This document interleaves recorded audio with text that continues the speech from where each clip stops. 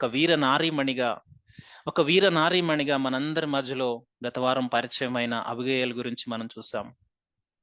కుటుంబ పరిస్థితి చూస్తే ఏ విధముగా సహాయం లేదు. భర్త పనికి మాలినవాడు, దుర్మార్గుడు, నీచుడు.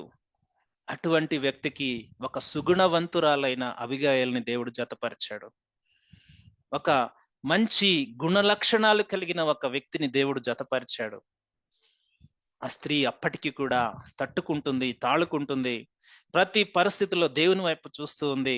తన కుటుంబాన్ని రక్షించుకోవడానికి చివరి వరకు తను పోరాడుతూ ఉంది. తను ఎంతగా తను ఎంతగా తగ్గించుకొని, ఈ మాటను మనం ఎప్పుడు కూడా జ్ఞాపకం చేసుకోవాలి. మన కుటుంబ రక్షణ కొరకు మనం ఎంత తగ్గించుకుంటామో దేవుని సన్నిధిలో అంతగా దేవుడు గొప్ప కార్యాలు చేస్తాడు. ఉగ్రత రాబోతూ ఉంది. దావీదు వస్తున్నాడు 400 మందిని వెంట పెట్టుకుని. ఉగ్రత రాబోతూ ఉంది. భర్త చూస్తే పనికి మాలిన వాడుగా ఉన్నాడు, దుర్మార్గుడుగా ఉన్నాడు. తన కుటుంబాన్ని రక్షించుకోవాలి. ఏం చేసింది? దేవుడు చేసిన మేలుకు కృతజ్ఞతగా కొన్ని కానుకలను పంపిస్తూ, వారికి ఆహారాన్ని పంపిస్తూ, తను వెళ్లి దావీదు కాళ్ళ మీద పడి అయ్యా అంటూ ఉంది, అయ్యా నా దోషాన్ని క్షమించు. అబిగయీల్ ఏం దోషం చేసింది అక్కడ? అబిగయీల్ ఏమైనా దోషం చేసిందా? నెవర్. తను చాలా నీతిమంతురాలుగా ఉంది.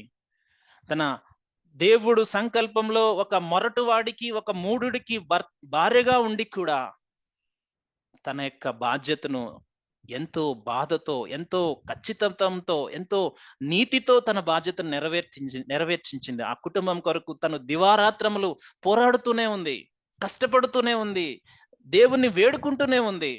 ఉగ్రత వస్తూ ఉన్నప్పుడు మరలా స్వయంగా తను వెళ్ళి ఆ గ్యాప్ లో నిలబడతా ఉంది. జాగ్రత్తగా ఆలోచించండి ప్రియులరా. ఉగ్రత వస్తూ ఉంది. అరే, నేను ఎన్ని చెప్పినా నా భర్త వినలేదే, రానీలే అని తను ఆలోచన చేయలేదు.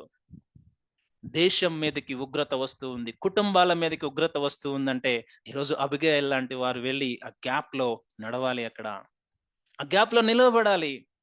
అయ్యా ఈ దోషం నాదయ్యా, నువ్వొక్కసారి దావీదు, నువ్వొక్కసారి ఆలోచన చెయ్యి. నువ్వు దేవుని యుద్ధములు జరిగించిన వాడవు, జీవము గల దేవుని సైనికుడవు. నువ్వు నీ చేతికి రక్తం అంటకూడదు కదా. నువ్వు దేవుని యొక్క ఆశీర్వాదంలో ఉన్నవాడవు. దేవుడు నిన్ను ఎన్నుకున్నాడు. దేవుని యొక్క వాగ్దానాలు నీకున్నాయి. తను గుర్తు చేస్తా ఉన్నది. తను తగ్గించుకుంటా ఉంది. తన కుటుంబ పక్షమున తన దోషముగా ఎంచుకుంటా ఉంది. రెండవది దేవుని యొక్క వాగ్దానాలు గుర్తు చేస్తా ఉంది. మధ్యవర్తిత్వంలో ఎప్పుడు కూడా మన మధ్యవర్తిత్వం ఎలా ఉంటుందంటే, అబద్ధ బోధకుల మధ్యవర్తిత్వం చెప్తాను చూడండి. వాళ్ళు ఎలా చెప్తారు తెలుసా? ఈ ప్రపంచంలో నువ్వే పరిశుద్ధుడవు, మిగిలిన వాళ్ళందరూ పాపులు. నువ్వు వాళ్ళతో కలవద్దు, నువ్వు వాళ్ళతో మాట్లాడవద్దు, నువ్వు వాళ్ళ గురించి ప్రార్థన చేయవద్దు అని అబద్ధ బోధలు ఈ రోజు దరిద్రంగా తయారైన మాటలు మనం చూస్తా ఉన్నాం. ప్రియమైన వారులారా, అందరూ పాపం చేసి ఉన్నారు. మిగిలిన వారిని ప్రేమించలేని వాక్యం దేవుని వాక్యం కాదు. మిగిలిన వారి యొక్క బాధల్లో, మిగిలిన వారి యొక్క అవసరతల్లో ప్రార్థన చేయలేని క్రైస్తవుడే కాదు. దేవుని యొక్క వాక్యం స్పష్టంగా సెలవిస్తా ఉంది. అబద్ధ బోధకులు మాటలు వింటే మట్టి గోడలు కట్టుకుని వానకి కొట్టుకుపోయే వారంగా ఉంటాం. కానీ దేవుడు చెప్తున్న మాట ఏమిటంటే, నశించిపోతున్న జనాంగం కొరకు, ముఖ్యంగా నశించిపోతున్న కుటుంబాల కొరకు ఒక అబిగయీలు వలె నువ్వు లేవగలవా? నీ కుటుంబ దోషాన్ని నీ మీద నువ్వు వేసుకొనగలవా? మాటలు చెప్పటం కాదు, సమస్య వచ్చినప్పుడు ఉగ్రత ముందు నిలబడగలిగే ధైర్యము దేవుడు నీకు దయచేయను గాక.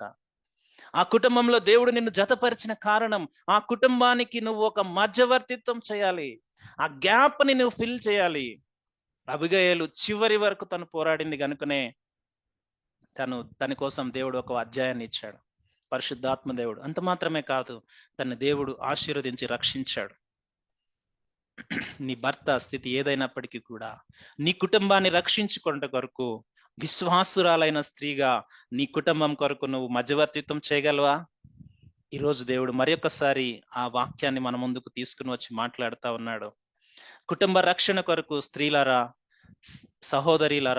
సహోదరులారా, మీరు నిలబడగలరా? దేవుడు ఈరోజు మాట్లాడుతా ఉన్నాడు. ఎప్పుడైతే కుటుంబాలు బాగుంటాయో సమాజం బాగుంటుంది. ఎప్పుడైతే సమాజం బాగుంటుందో దేశం బాగుంటుంది. కానీ ఈ బ్రద్దలైన సందుల్లో, దేవుడంటే ఎవరు తెలియని పరిస్థితుల్లో, దేవుణ్ణే దూషించే సమాజంలో మనం ఉన్నప్పుడు వారి కొరకు సాగిలపడగలవా? ఎన్నోసార్లు మనం వింటా ఉంటాం న్యూస్ లో, వారు ఇలా అన్నారు, అలా అన్నారు, ఇలా మాట్లాడారు. నువ్వు కూడా వారిని తిడుతూ ఉంటే నువ్వు నిజంగా వారి కొరకు ప్రార్థన చేస్తున్నట్టు కాదు. కదా! చాలా సార్లు నిందించే వారిని, హింసించే వారిని మనం కూడా ఇంకా కోపంతో మాట్లాడతాం. ఇంకా వారిని తిడుతూ మాట్లాడతాం. కానీ దేవుని ప్రేమ అది కాదు. దేవుడు వారిని శత్రువు కబళించకుండా వారు రక్షించడానికి దేవుడు నిన్ను ఎన్నుకున్నాడు. విజ్ఞాపన చేయటానికి. ఓ అబిగయీలు, నీ కుటుంబాన్ని నువ్వు రక్షించుకోగలవా?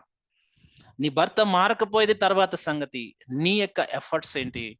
నీ యొక్క స్పందన ఏమిటి? ఉగ్రత వస్తూ ఉంది. సిద్ధంగా ఉంది. కిటికీల దగ్గర ఉంది. అది నీ గుమ్మానికి దగ్గరగా ఉంది.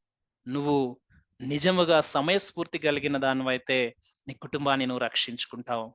ఆ మధ్యవర్తిత్వం నువ్వు చేస్తావు. నీ భర్త సంగతి దేవుడు చూస్తాడు. కానీ నీ మధ్యవర్తిత్వం సంగతిని దేవుడు